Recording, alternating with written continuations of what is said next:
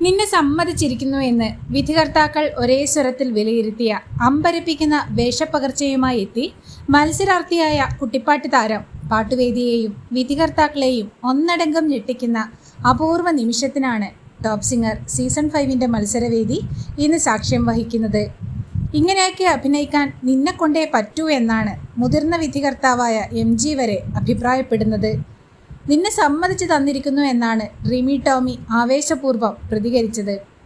ഒരൊന്നൊന്നര വേഷപ്പകർച്ചയായിരുന്നു എന്നാണ് മധു ബാലകൃഷ്ണൻ വിലയിരുത്തുന്നത്. ഉടുപ്പിലും നടപ്പിലും പുരാണ കഥാപാത്രമായ ദുഷ്യന്തൻ്റെ വേഷപ്പകർച്ചയുമായി എത്തി മത്സരാർത്ഥിയായ കുട്ടിപ്പാട്ട് ഗായകനാണ് വിധികർത്താക്കളെയും പാട്ടുവേദിയെയും ഒന്നടങ്കം ഞെട്ടിക്കുന്നത്. വേദിയിൽ ദുഷ്യന്തനായി പകർന്നാടി ശകുന്തളെ ഓ മിസ് ശകുന്തളെ എന്ന രസകരമായ ഗാനം തകർത്തുപാടി ദേവതീർത്ഥാണ് വിധികർത്താക്കളെയും പാട്ടുവേദിയെയും ഒന്നടങ്കം ഞെട്ടിക്കുന്നത്.